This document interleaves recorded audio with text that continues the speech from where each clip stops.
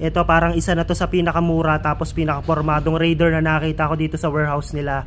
Yung monthly niya na lang nagre-range ng nasa 1,989. Sa condition ito, swabing-swabe rin naman kasi naka-rim set na siya, naka-low profile, naka-lighten yung kanyang disc, tapos naka-chrome yung kanyang shock, tapos naka-RCB pa siya, naka-caliper.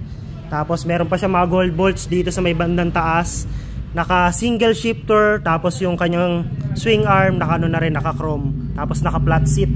Yan, mura na monthly nito, nagre-range na lang na nasa 1,989. Ayan, no? Yo, what is up? Ito yung isa sa bagsakan ng mga second-hand motorcycle ngayon na may ongoing repo caravan sale. Ang maganda rito, napakarami ritong unit na maganda pa. Bukod dyan, ito meron ulit ritong murang Raider 150. Etong isa naman na to, nagre-range ng nasa 2,700 na lang monthly. 2,786. Payable ng 3 taon sa condition, swabing-swabe rin. Formado rin kagaya nitong isang to. Tapos dito may Raider ulit. Ito pang araw-araw naman kasi makapal yung gulong niya. Tapos 4 yung mini driving light na nakakabit dito. Etong isang to, nasa 2,889 na lang monthly installment niya ng 3 taon. Hindi ka na rin lugi kasi mababa na. Tapos sa condition niya, kompleto rin yung kaha, may side mirror. Meron na rin siyang bracket para kung gusto maglagay ng top box, ready na. So ayan, limited unit lang yung mga Raider R150 nila rito. Kaya wag na kayo magpatumpik-tumpik pa. Kung naghanap kayo ng ganyang motor, puntahan nyo lang dito sa kanila. Meron din sila rito ang glossy black na repo na P6 na 160, kaya lang wala siya nakalagay na label. May NMAX na version 2. Ayan yung itsura niya, oh. Etong isang to nagre-range ng nasa 7K yung monthly. Ayan, tapos etong isa wala lang to nakalagay na label pero available pa rin yan dito sa kanila. Color black tsaka color matte gray. Ayan, icon gray na NMAX. NMAX uli, etong isang to nagre-range na lang na nasa 3,800 yung monthly.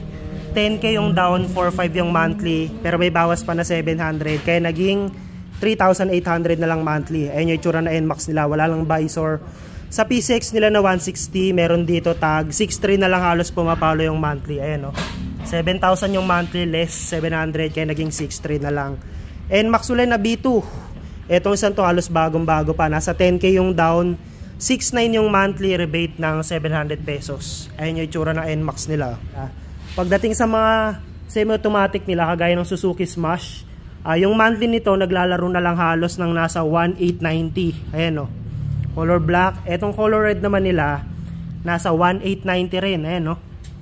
So ayan, swabing-swabe pa rin yung kulay ng Smash na to, no? Ganda ng lens tsaka ng kulay. Pero syempre final checking pa rin kayo niyan kung a-apply nyo dito sa kanila. Hindi lang yan, napakarami pang motor dito sa kanila. So dito sa kabila may Aerox sila rito na B2. Etong isang to nasa 5,300 yung monthly, tapos may rebate pa siya na 700 pesos. Alright, pagdating naman sa location, madali lang puntahan itong kanilang warehouse. Kasi along the highway lang, ito ipapakita ko sa inyo yung pinakalabas. Ayan yung labas niya. Ipin nyo lang sa Google Map or sa Waze, Mulabe Warehouse Rental.